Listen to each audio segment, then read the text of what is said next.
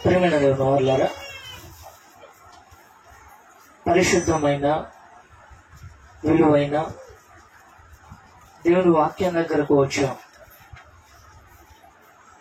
అయితే ఈరోజు జరుగుతున్న స్థితి అంతా ఎట్లా ఉంది అని అంటే,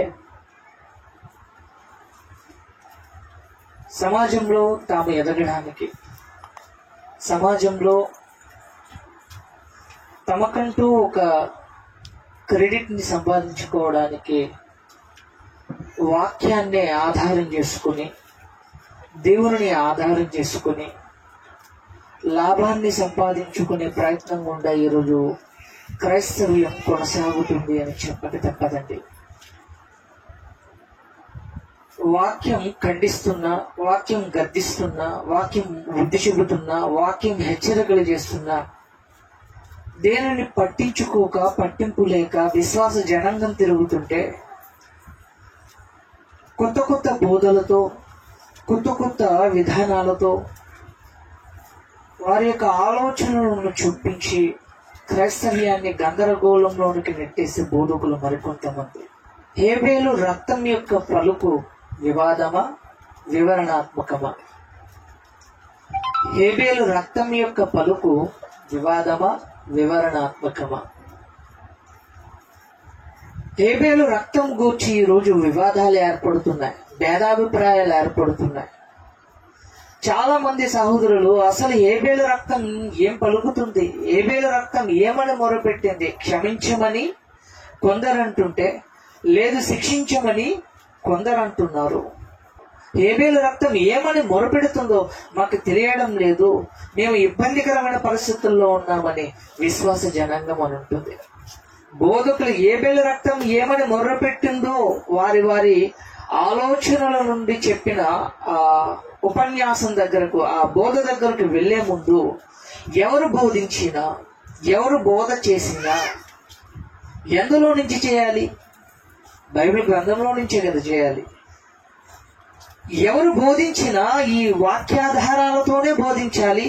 ఎవరు ఎన్ని విధాలుగా బోధించినా వారి బోధల మీదే ఆధారపడి, వారి యొక్క పబ్లిసిటీ మీదనే ఆధారపడి, వారి యొక్క కంటెంట్ మీదనే ఆధారపడి బ్రతికితే గందరగోళంలోనికి కాక మరి ఎందులోకి వెళ్తాం మనమంతా? అందుకనే బైబిల్ గ్రంథం అనేది ఒక బోధకుల చేతుల్లోనే ఉందా, విశ్వాసుల చేతుల్లో కూడా ఉందా? ఎందుకు ఇచ్చాడు? మడత పెట్టి జిప్పేసి బీరువాలో పెట్టడానిక? ఎందుకు ఇచ్చాడు? తలగడ కింద పెట్టుకోవడానిక? ఎవరు ఏదో బోధించేస్తే, ఎవరు ఎన్ని విధాలుగా బోధించినా నీ విశ్వాస జీవితాన్ని కాపాడుకోవడానికి నీకంటూ విద్యనిచ్చి, నీకంటూ తెలివినిచ్చి, నీకంటూ ఆయుష్ కాలాన్ని ఇచ్చి నీ చేతుల్లో తన మనస్సును పెట్టి ధ్యానించరా నువ్వు కూడా అని నీతో చెబితే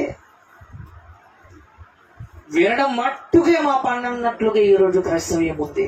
మరి గందరగోళం కాకపోతే ఇంకేం జరుగుద్ది? దోచుకునేవాడు దోచుకుంటున్నాడు అంటే బైబిల్ గ్రంథంలో ఏముందో నువ్వు చూడడం లేదు కనుక దోచుకుంటున్నాడు. చెప్పేదంతా నిజం అన్నట్లుగా చెప్పుకుని పోయేవాడు చెప్పుకుని పోతూ ఉన్నాడు అంటే అసలు ఆ వాక్యంలో ఏముందో, లేఖనాలు ఏం సెలవిస్తున్నాయో ధ్యానించగల సమయాన్ని నువ్వు ఇవ్వడం లేదు కనుక వాడు చెప్పిందే వేదంగా మారిపోతుంది. ఎవడు చెప్పినా కాస్తంత సమయాన్ని బైబిల్ గ్రంథానికి ఇచ్చి అది నిజమా కాదా అని ధ్యానించవలసిన అవసరత ఎవరికి ఉంది? ఎవరి మీద ఉంది? విశ్వాస జనాంగం మీద కూడా ఉంది. ఈరోజు క్రిస్టియానిటీలో మరొక పొంతన చోటు చేసుకుందండి. అది ఎలాంటి పొంతన, ఎలాంటి విధానం అని అంటే, యూట్యూబ్ను చూస్తున్నారు, పబ్లిసిటీని చూస్తున్నారు, సూటు బూటు వారి యొక్క కల్చర్ని చూస్తున్నారు.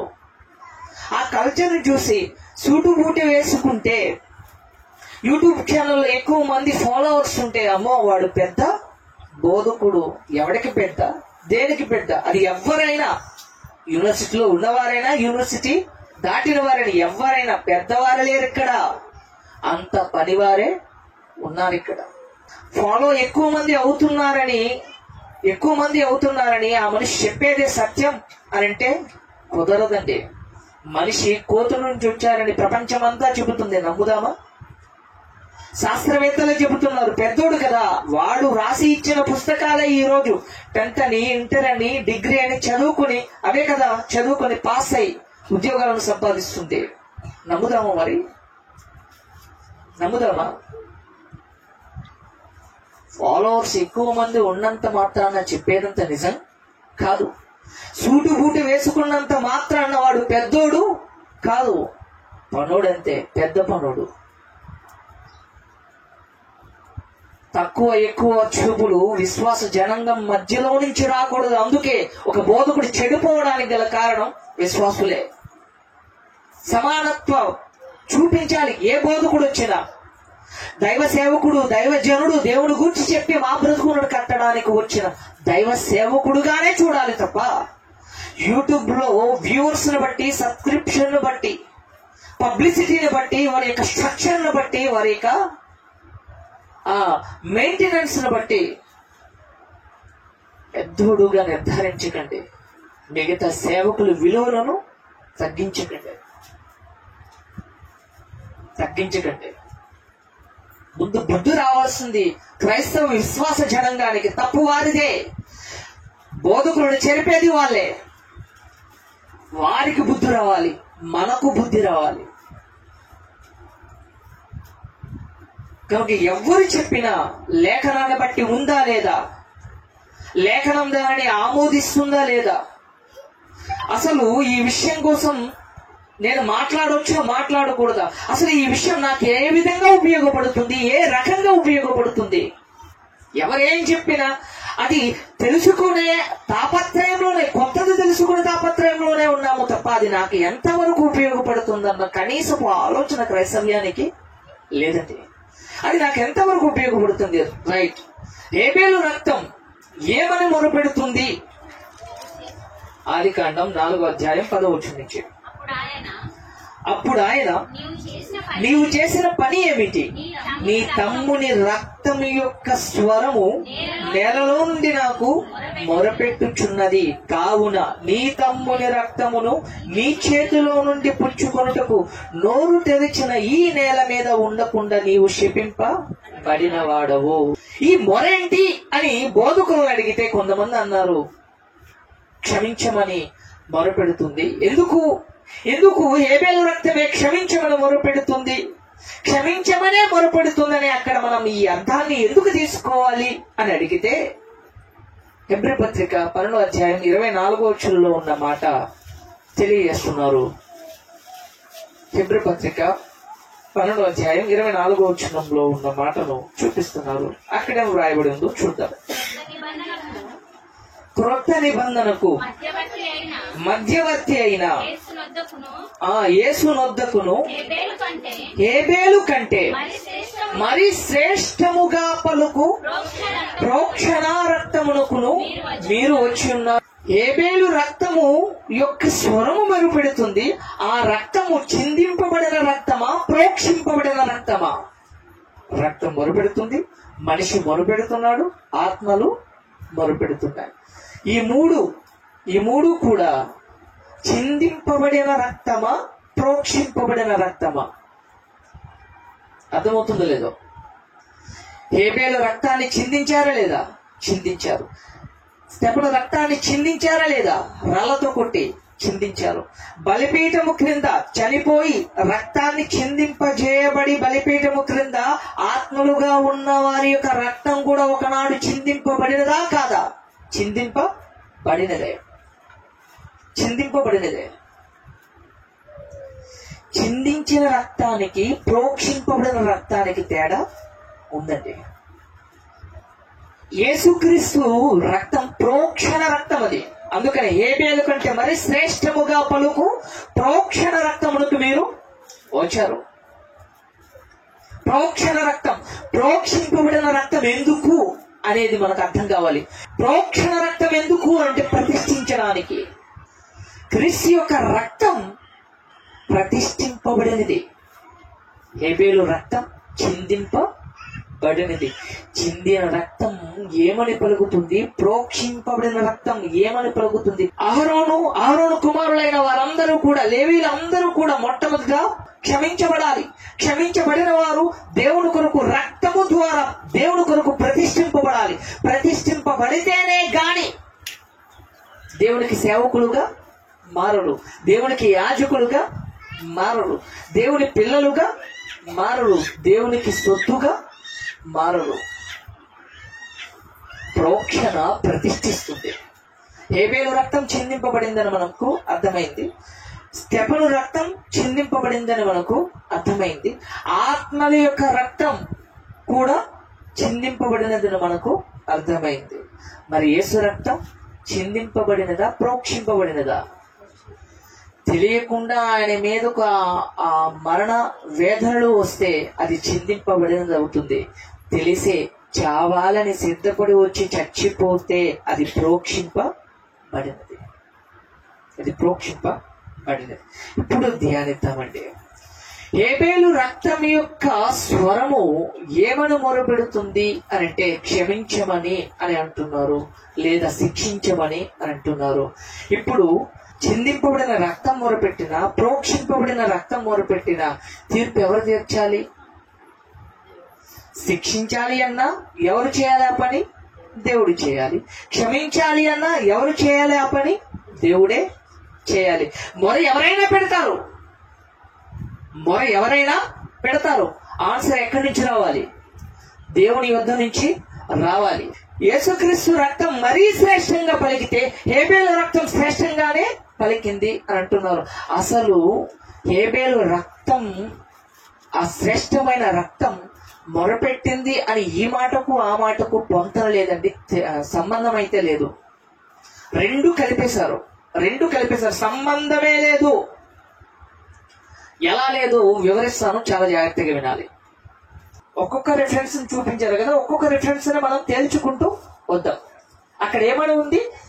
హేబేలు కంటే మరి శ్రేష్టముగా పలుకు ప్రోక్షణ రక్తం. ప్రోక్షణ రక్తం ఎందుకు అని అంటే ప్రతిష్ఠించడానికి. అది క్రీస్తు రక్తం అని మనం తెలుసుకున్నాం.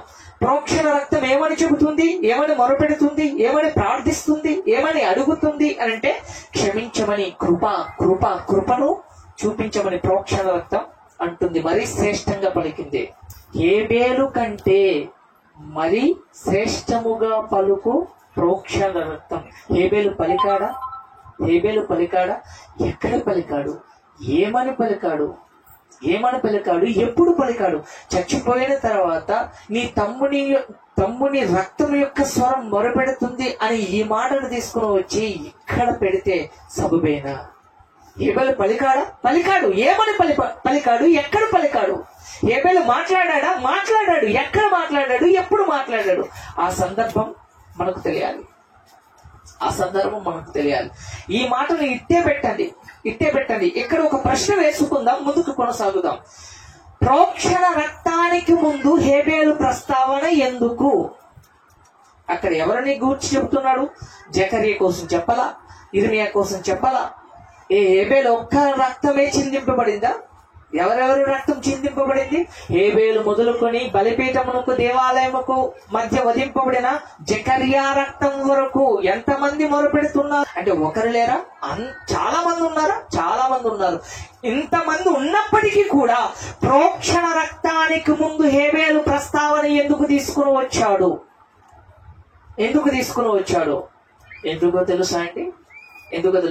చూడండి స్పష్టంగా. ఏం పలికాడు చెప్తాను మీకు మళ్ళా. అసలు ఈ ప్రోక్షణ రక్తానికంటే ముందు హేబేలు ప్రస్తావన ఎందుకు వచ్చిందో నేను మీకు తెలియజేస్తున్నాను. లోకసువార్త 11వ అధ్యాయం 51వ వచనం. లోకసువార్త 11వ అధ్యాయం 51వ వచనం. కాబట్టి లోకము పుట్టినది మొదలుకొని అనగా హేబేలు రక్తము మొదలుకొని, హేబేలు రక్తము చిందింపబడిన హేబేలు రక్తాన్ని దేనితో పోలుస్తున్నాడు? లోకం యొక్క పుట్టుకతో పోలుస్తున్నాడండి. చిందింపబడిన హేబేలు యొక్క రక్తాన్ని దేనితో పోలుస్తున్నాడు? లోకం యొక్క పుట్టుకతో పోలుస్తున్నాడు. అంటే లోకంలో మొట్టమొదట వధింపబడింది, రక్తం చిందింపబడింది ఎవరిది? హేబేలుది. మరి హేబేలును అక్కడ తీసుకొని రాకపోతే ఎవరిని తీసుకొని రావాలి చెప్పండి? అర్థమవుతుందో లేదు మీకు? నిబంధనకు మధ్యవర్తి అయిన యేసునొద్దకు హేబేలు కంటే మరి శ్రేష్టముగా పలుకు ప్రోక్షణ రక్తం దగ్గరకు. ఎందుకు ప్రోక్షణ రక్తానికి ముందు హేబేలు ప్రస్తావన అంటే లోకం పుట్టినది మొదలుకొని లోకంలో మొట్టమొదటి చిందింపబడిన రక్తం గనుక అందుకు ప్రస్తావించాడు. జకరియను ప్రస్తావించొచ్చు కదా, మరి భక్తులను ప్రస్తావించొచ్చు కదా, వారందరిని ప్రస్తావించకుండా హేబేలుని ఎందుకు ప్రస్తావించాడు అంటే మొట్టమొదట నేల మీద చిందింపబడిన రక్తం అది. రైట్, సర్లే బ్రదర్, బాగానే చెప్పారు. పలుకు అని ఉంది కదా, హేబేలు కంటే మరి శ్రేష్టముగా పలుకు ప్రోక్షణ రక్తం. ఇక్కడ రక్తం అంటే బైబిల్ ఇస్తున్న అర్థం ఏంటి? ప్రాణం. దేహమునకు రక్తమే ప్రాణం. బ్రతుకున్నప్పుడు హేబేలు ప్రాణం పలికిందా, రక్తం పలికిందా? ప్రాణం అనంటే అవయవాలలో ప్రతిదీ కదలాలి అంటే రక్తం కావాలి. ఆ రక్తం సరఫరా అయితేనే అవయవాలు చక్కగా ఆరోగ్యదాయకంగా పనిచేస్తాయి. ఆరోగ్యంగా పనిచేస్తేనే మనిషి జీవించడానికి అవకాశం ఉంటుంది. ప్రాణంతో నిలబడ్డాము అంటే నీలోన రక్తం ప్రవహిస్తుంది కనుకనే. అంటే బ్రతుకున్నప్పుడు ప్రాణం పలుకుతుంది, మరణించిన తర్వాత కూడా ప్రాణం పలుకుతుంది. యేసు రక్తం, యేసు యొక్క ప్రాణం ఏమని పలికిందో మనం చదువుకున్నాం. ఏమని? క్షమించమనే పలికింది. ఎప్పటి వరకు? వాడు మారేంత వరకు, వాడు బ్రతుకున్నంత వరకు క్షమించమనే పలుకుతుంది. వాడు ఒకవేళ మారకుండా మరణిస్తే చచ్చిన తర్వాత ఆ రక్తమే శిక్షించడానికి సిద్ధంగా ఉంది. మరి హేబేలు రక్తం ఏం చేస్తుంది? బ్రతుకున్నప్పుడు పలికింది హేబేలు రక్తం, మరణించిన తర్వాత కూడా నేలలో నుంచి పలుకుతుందట. మరి ఈ మాటను మనం నేలలో నుంచి పలికిన ఆ రక్తానికే ఆపాదిస్తామా? అంతకుముందు ఏమైనా ప్రస్తావన హేబేలు ఏమైనా పలుకుతున్నట్లుగా ఏమైనా ఉన్నాయా బైబిల్ గ్రంథంలో? చూద్దామా? చూద్దాం. ఆదికాండం 4వ అధ్యాయం. ఆదికాండం 4వ అధ్యాయం 8వ వచనం. కయ్యేను తన తమ్ముడైన హేబేలుతో మాటలాడెను. కయ్యేను తన తమ్ముడైన హేబేలుతో మాటలాడెను. మాట్లాడుకున్నారా? కయ్యేను హేబేలును చంపే ముందు మాటలు జరిగాయా? జరిగాయి. మాటలు జరిగాయి. ఇరువురు మాట్లాడుకున్నారు, ఇరువురు సంభాషించుకున్నారు. తమ్ముడిని పిలిచాడట కయ్యను. తమ్ముడిని పిలవక మునుపు దేవుడు కయ్యనుని హెచ్చరిస్తున్నాడండి. ఎప్పుడైతే హేబేలు యొక్క అర్పణను దేవుడు అంగీకరించాడో, ఆ అంగీకరించిన అర్పణను బట్టి కయ్యను కోపంతో మండిపోతున్నాడు. ఆ కోపాన్ని బట్టి, తనలో ఉన్న ద్వేషాన్ని బట్టి దేవుడే రంగంలోనికి దిగి ముందుగా పాపం చంపడానికి ముందుగా హెచ్చరికలు జారీ చేశాడు. ఎవరికి? కయ్యనుకి. ఏమని? ముందు నుంచి చూద్దాం. 4వ అధ్యాయం 6వ వచనం, 5వ వచనం నుంచి. కయ్యేనును అతని అర్పణను ఆయన లక్ష్య పెట్టలేదు కాబట్టి కయ్యేనుకు మిక్కిలి కోపము వచ్చి అతడు తన ముఖము చిన్నబుచ్చుకొనగా యెహోవా కయ్యేనుతో, నీకు కోపమేలా? ముఖము చిన్నబుచ్చుకున్నావేమి? నీవు సత్క్రియ చేసిన ఎడల తల ఎత్తుకొనవా? సత్క్రియ చేయని ఎడల వాకిట పాపము పొంచి ఉండును. నీ ఎడల దానికి వాంఛ కలుగును, నీవు దానిని ఏలుదువనను. ఇదిగో కోపమొద్దు అని దేవుడు ముందుగానే హెచ్చరికలు జారీ చేశాడు. ఇక్కడ మాట్లాడాను అని ఉంది. అంతకంటే ముందు జరిగిన సందర్భం ఏంటి? అర్పణను స్వీకరించాడు. హేబేలు అర్పణను స్వీకరించాడు, కయ్యేను అర్పణను స్వీకరించలేదు. స్వీకరించలేకపోవడాన్ని బట్టి కోపంతో మండిపోతున్నాడు.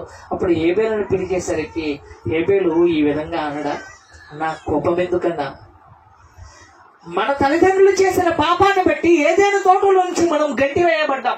దేవుడు అర్పణను అడగకపోయినా, అర్పించండి అని చెప్పకపోయినా, ఆయన కొరకు ఆయన దగ్గర సమాధానం కోసం నువ్వు నీ వంతు అర్పణను అర్పించావు, నేను నా వంతు అర్పణను అర్పించాను.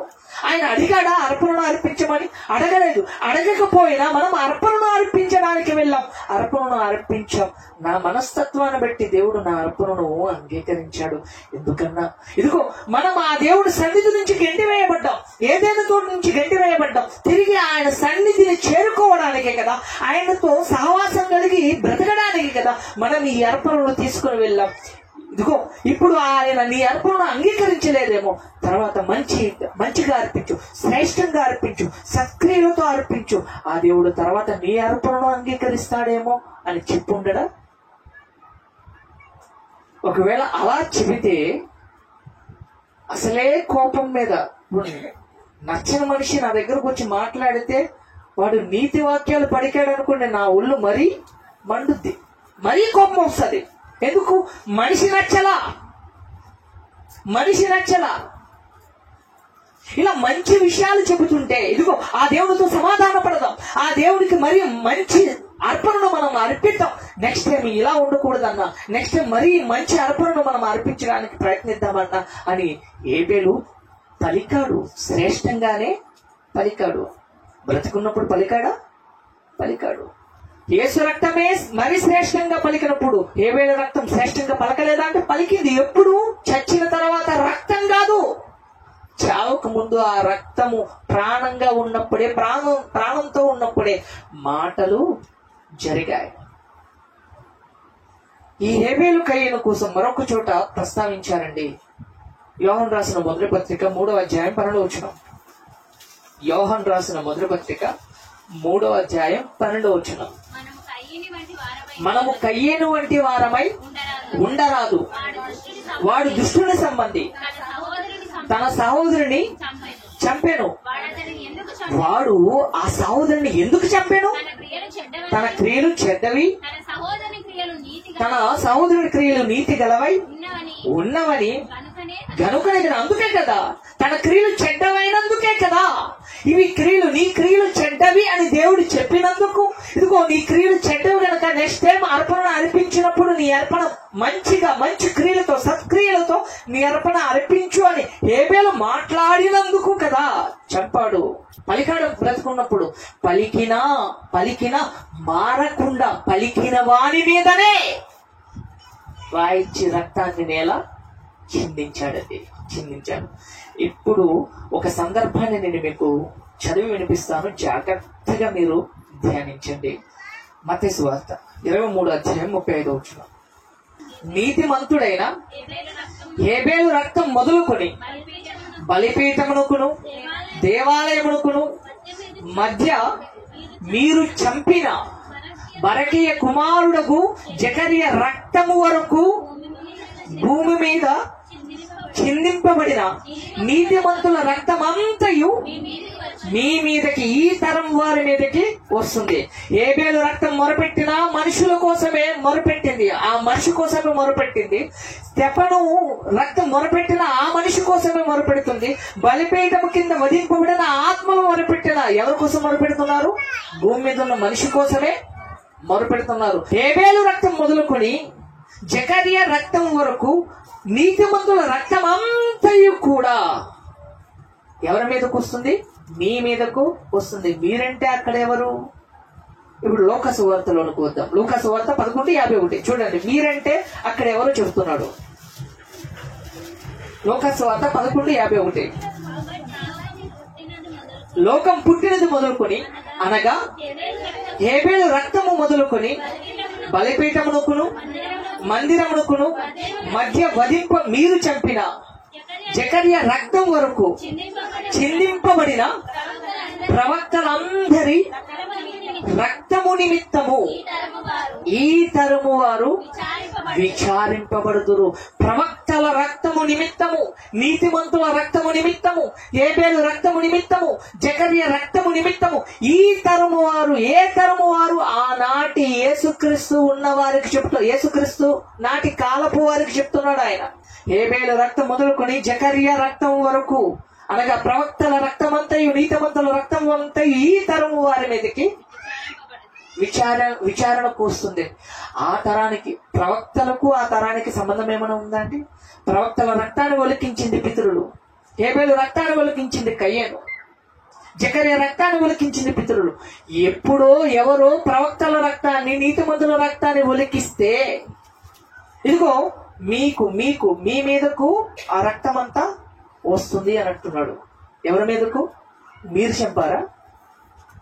ఈ తరము వారు చంపారా అండి? మీరు చంపారా ఏమైనా? ఇర్మీయా గారిని చంపింది మీరేనట, హేబేలుని చంపింది మీరేనట. ఉండండి, పోలీస్ కంప్లైంట్ ఇచ్చేసి వస్తాను. మన చేతులతో రక్తం ఒలికించకపోయినా, మన చేతులతో రక్తాన్ని నేల చిందించకపోయినా ఆ రక్తం అంతా ఎవరి మీదకు వస్తుంది? ఈ తరం వారి మీదకు వస్తుంది. వారు చెప్పకపోయినా, మారకపోతే ఆ తరం వారి మీదకి ఏనాడో చెప్పబడిన వారి, ఎవరో చంపిన వారి రక్తం, చంపబడిన వారి రక్తం ఈ తరం మీదకు వస్తే నాటి తరానికి రాదా? మొరపెడుతున్నారట. హేబేలు రక్తం యొక్క స్వరం మొరపెడుతుంది, జకర్యా రక్తం యొక్క స్వరం మొరపెడుతుంది, నీతిమంతుల రక్తం మొరపెడుతుంది, ప్రవక్తల రక్తం అంతా కూడా విచారించమంటుంది. ఏమని? ఏమని? చూడండి, ప్రకటన గ్రంథం 6వ అధ్యాయం 10వ వచనం. ప్రకటన గ్రంథం 6వ అధ్యాయం 10వ వచనం. వారు నాదా సత్యస్వరూపి పరిశుద్ధుడా, ఎందాక తీర్పు తీర్చక మా రక్తము నిమిత్తము, మా రక్తము నిమిత్తము, మా రక్తము నిమిత్తము భూనివాసులకు ప్రతిదండ చేయక ఉండు అని బిగ్గరగా కేకవేశాను. ఈ మాటను కూడా మార్చేశారండి. భూనివాసుల నిమిత్తము అని అంటున్నాడు అని అంటే చచ్చిపోయిన భూనివాసుల కోసం. మరి ఆత్మలు భూనివాసులు కాదా వాళ్ళు? లేఖనాన్ని ఎలా పడితే అలా వాడుకుంటున్నారండి, ఎలా పడితే అలా వాడుకుంటున్నారు. అందుకని గట్టిగా చెప్పా, ఐహిత సిద్ధాంతాలు కాదు ఇక్కడ కావాల్సింది, వాక్య క్రమం కావాలి. లేఖనం ఏం చెబుతుందో అదే చెప్పడానికి ప్రయత్నించాలి.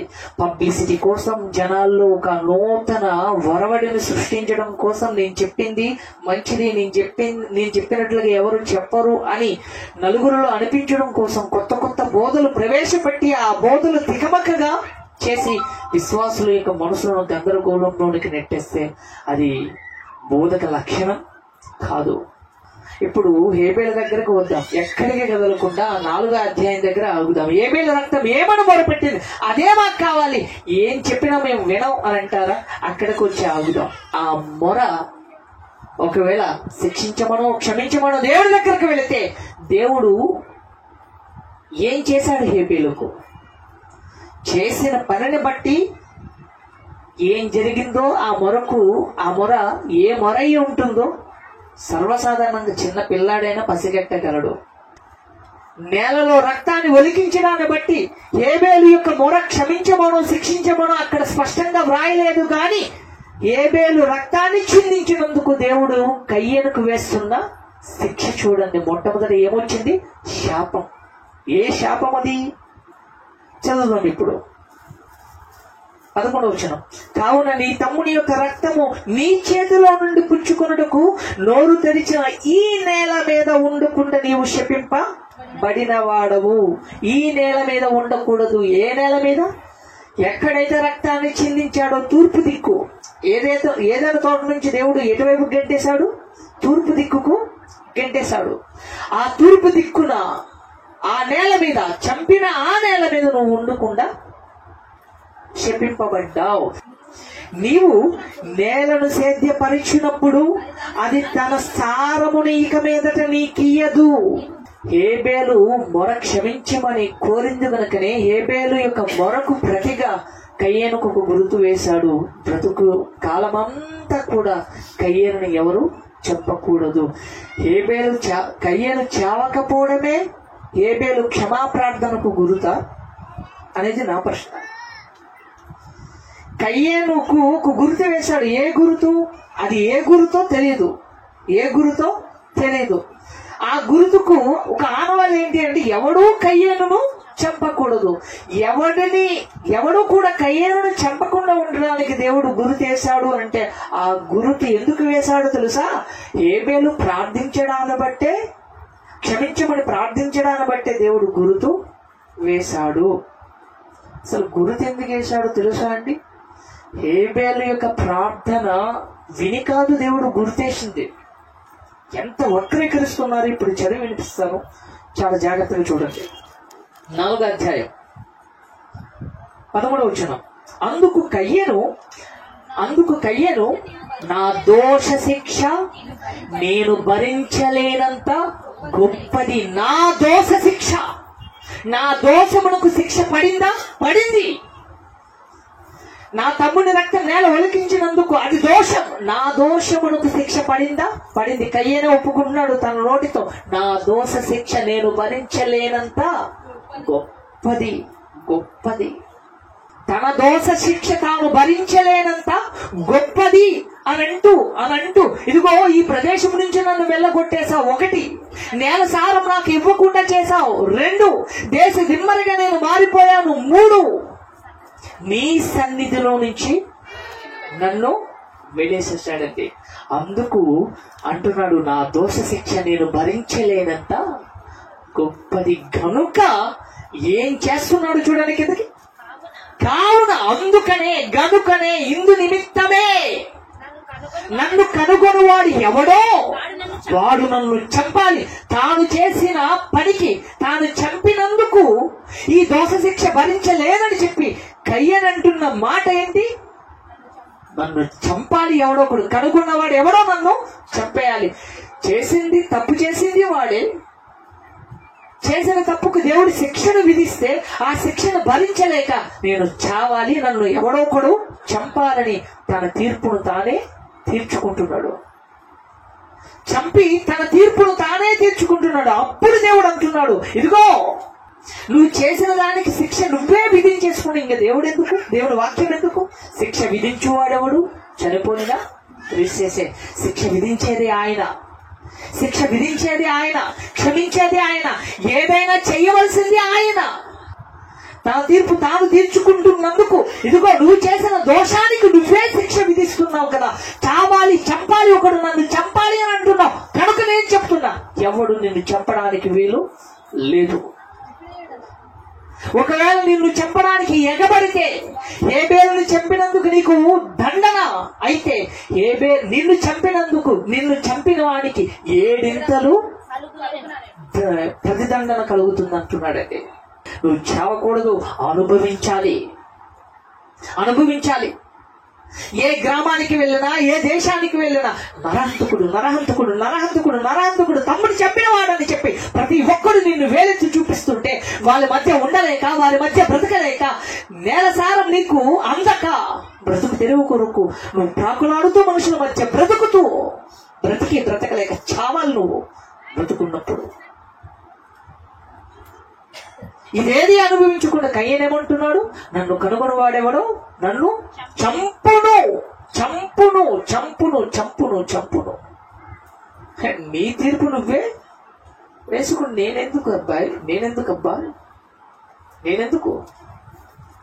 అందుకే నువ్వు అడుగుతున్నావు, నన్ను చంపును అని అంటున్నావు కదా, నన్ను చంపకూడదని నేను అంటున్నాను అన్నాడండి. అందుకు గురు చేశాడు. అంతే తప్ప హేబేలు క్షమించమని ప్రార్థించినందుకు గుర్తేలా. గుర్తెందుకు వేశాడు? తాను చేసిన దోషానికి తానే శిక్ష విధించుకుంటున్నాడు గనుక దేవుడు తీర్పు మార్చి రాశాడు. తీర్పు జరిగిందా? జరిగింది. నా దోషమునకు నాకు శిక్ష పడింది. వినొచ్చాడా హేబేలు మొర? వినే వచ్చాడా? అవును. నీ తమ్ముని రక్తం యొక్క స్వరం నేలలో నుంచి నాకు మొరపెడుతుంది. వినే వచ్చాడు. వినొచ్చిన వాడు వినే ఆ రక్తం యొక్క మొర చొప్పున ఇప్పుడు శిక్ష విధిస్తున్నాడు, తీర్పు విధిస్తున్నాడు. అందుకనే పాత నిబంధన ధర్మశాస్త్రం అంతా ఇదిగో ఒక నరుని చేత చిందింపబడిన రక్తం తిరిగి ఆ నరుని చేతనే చిందింపబడుతుంది. కత్తి పట్టుకున్నవాడు కత్తి చేతనే చంపబడతాడు. రక్తం ఒలికించిన వాడు తిరిగి వాని రక్తం ఒలికింపబడుతుంది. యెజబేలు భర్త నేల ఒలికించారు గనక ఆ రక్తాన్ని కుక్కలు నాకాయి గనక తిరిగి అదే తీర్పు మీకు విధిస్తున్నాను. మీ రక్తం కూడా కుక్కలు నాకుతాయి, మీ రక్తం కూడా నేల ఒలికింపబడుతుంది. దేవుడు అన్యాయస్తుడు కాదండి. చరిత్ర తెలిసిన ఆత్మలు, చరిత్ర తెలిసిన భక్తులైన వారంతా కూడా మరణించిన తర్వాత బలిపీఠము క్రింద ఉండి మొరపెడుతున్నారట, నాదా సత్యస్వరూపి, ఎందాక తీర్పు తీర్చక మా రక్తము నిమిత్తం ఈ భూ నివాసులకు ప్రతిదండన చేయక ఉందో. ఆనాటి రక్తాన్ని చిందించిన వారికి ప్రతిదండన చేశావే, మరి మా రక్తము నిమిత్తం ప్రతిదండన ఎప్పుడు చేస్తావు? ఈ తరం వారినే శిక్షించమని హేబెలు రక్తం మొరపెడుతున్నప్పుడు ఆ తరంలో తన రక్తాన్ని చిందించిన కయ్యనుని శిక్షించమని హేబెలు రక్తం మొర్రపెట్టదా? కయ్యను కోసం ఏమన్నాడు? మనము కయ్యను వంటి వారమై ఉండరాదు, కయ్యను నడిచిన మార్గంలో నీవు నడవకూడదు, వాడు దుష్టుని సంబంధి. డిక్లరేషన్ అయిపోయింది, వాడు దుష్టుని సంబంధి, వాడు నరహంతకుడికి పుట్టినవాడు, వాడిలా ఉండకూడదు. డిక్లరేషన్ అయిపోయింది. చేసిన పాపానికి, చేసిన దోషానికి శిక్ష పడింది. యేసుక్రీస్తుకు ముంగుర్తు ఎవరు? పాత నిబంధన ఛాయ అయితే కృత నిబంధన నిజ స్వరూపం. పాత నిబంధనలో ఉన్న భక్తులు యేసుక్రీస్తుకు ఛాయ అని అన్నారు. మరి హేబెలు కూడా ఛాయే కదా, ముంగుర్తే కదా. మరి ఏ విధంగా ముంగుర్తు అవుతాడు యేసుక్రీస్తుకు ఈ హేబెలు అంటే సత్క్రియల్లో ముంగుర్తయ్యాడు, అర్పణ అర్పించే విషయంలో ముంగుర్తయ్యాడు. ఏ అర్పణ అర్పించాడు అంటే శ్రేష్టమైన అర్పణ అర్పించాడు. అందులో ముంగుర్తు కదా హేబెలు యేసుక్రీస్తుకు. అవును, ఎక్కడ తీసుకోవాలో అక్కడ తీసుకోవాలి, తలా తోక లేకుండా ఎక్కడ పడితే అక్కడ దేవుని వాక్యాన్ని కలిపి చెరుపుతానంటే వాక్యం అంగీకరించదు. హేబెలు కంటే మరి శ్రేష్టముగా పలుకు ప్రోక్షణ రక్తం అని అన్నాడు అంటే చనిపోయిన తర్వాత హేబెలు రక్తం యొక్క స్వరాన్ని బట్టి కాదు అక్కడ మాట్లాడుతుంది. అసలు ప్రోక్షణ రక్తానికి ముందు హేబెలు ప్రస్తావన ఎందుకో మీకు తెలియజేశాను. ఎందుకు అంటే మొట్టమొదటి చిందింపబడిన రక్తం కనుక అక్కడ హేబెలు ప్రస్తావన జరిగింది. మరి పలుకు అని అన్నాడు కదా, ఏం పలికింది హేబెలు ఏం పలికాడు? మాట్లాడినట్టుగా బైబిల్ చరిత్రలో ఎక్కడ లేదు కదా అని అంటే మనం చదువుకున్న ఆదికాండం 4:9 ఏమని కయ్యను హేబెలు మాట్లాడుకున్నట్లుగా చదువుకున్నాం. ఒకవేళ మాట్లాడుకుంటే ఏమని మాట్లాడుకుంటాడు? దానికి ముందు జరిగిన సందర్భాలే మనకు ఆనవాళ్ళకు నిలిచాయి. దానికి ముందు జరిగిన సందర్భంలో కయ్యను కోపంతో రగిలిపోతుంటే దేవుడు ముందుగా హెచ్చరిస్తుంటే తన తమ్ముడిని పిలిచాడు. కయ్యను తమ్ముడిని పిలవగానే హేబెలు ఏమని మాట్లాడకుండా ఉంటాడా అన్న? ఇదిగో ఆ ఏదైనా తోటలో మన తల్లిదండ్రులు చేసిన పాపానికి మనం ఏదైనా తోట నుంచి గంటి వేయబడ్డాం. దేవుడు అర్పించమనకపోయినా ఈ అర్పణను మనం దేవుడితో సమాధాన పడడానికి దేవుడి దగ్గరకు తీసుకుని వెళ్ళాం. అయితే నా అర్పణ దేవుడు అంగీకరించాడు, నీ అర్పణ దేవుడు అంగీకరించలేదు అని కోపం వద్దన్నా నెక్స్ట్ టైం మనం మరింత శ్రేష్టమైన అర్పణను అర్పిద్దాం, సత్క్రియలు చేద్దాం, ఆ దేవుని దయను పొందుకుందాం, ఆ దేవుని సన్నిధిని పొందుకుందాం అని చెప్పుండడా? చెప్పి తీరాలి. పలికాడు. హేబెలు యేసుక్రీస్తుకు ముంగుర్తు అని అంటావా? ఏ విషయంలో ముంగుర్తు? అర్పణ అర్పించే విషయంలో శ్రేష్టమైనది హేబెలు అర్పించాడు. క్రీస్తు కూడా తానే శ్రేష్ఠుడుగా మారి అర్పింపబడ్డాడు. హేబెలు కోసం కొత్తగా చెప్పాలన్న విషయాన్ని ఏదో కొత్తగా చెప్పడానికి ప్రయత్నిస్తూ లేనిపోని గందరగోళాన్ని సొసైటీలోనికి తేవడం మంచి పద్ధతి కాదు. ఎంతో ఉంది. మూల పాఠాలు మాని సంపూర్ణ మగునట్లు ముందుకు కొనసాగండి అని బైబిల్ చెప్తుంది. క్రీస్తు త్యాగాన్ని గురించి చెప్పండి, మనిషి సంపూర్ణత్వం గురించి చెప్పండి, రెండవ రాకడ కొరకు సిద్ధపడండి అని చెప్పండి. రెండవ రాకడలో నీ జీవితపు గమనం ఈ సిద్ధపాటుతో లేకపోతే నీ జీవితం ఏమైపోతుందేమో అన్న విషయాన్ని తెలియజేయండి. అంతే తప్ప కొత్త బోధనలను తీసుకుని రావడానికి విశ్వాసులను గందరగోళంలోనికి నెట్టేసే పరిస్థితి తీసుకుని రావడం క్రైస్తవ్యానికి మంచిది కాదు. క్రైస్తవ్యానికి కూడా చెప్పేది ఒకటే, మీకు కూడా నేను తెలియజేసేది ఒకటే. ఇక్కడ కూడా మన సంఘంలో కూడా ఉన్నారండి. అదిగో ఆ అన్న ఒకలా చెప్తున్నాడు, ఈ అన్న ఒకలా చెప్తున్నాడు. మా మెంటలెక్కిపోతుంది, బుర్ర పిచ్చెక్కిపోతుంది. అసలు ఏంటి హేబెలు రక్తం ఏమని మొర పెట్టింది? శిక్షించమనా, క్షమించమనా? నేను ఇలా అనుకుంటున్నాను, ఆయన అలా అనుకుంటున్నాడు. ఎవరు ఏమనుకున్నా ఒకటే ఆన్సర్. హేబెలు రక్తం మొరపెట్టినా, స్టెఫను రక్తం మొరపెట్టినా, క్రీస్తు రక్తం మొరపెట్టినా, నీ రక్తం మొరపెట్టినా, నా రక్తం మొరపెట్టినా తీర్పు ఎవరి చేతుల్లో ఉంది? శిక్షించాలన్నా క్షమించాలన్నా దేవుని చేతుల్లో ఉంది. మరి నీ ఉబకలాట ఎందుకు చెప్పు? నీ ఆరాటం ఎందుకు చెప్పు?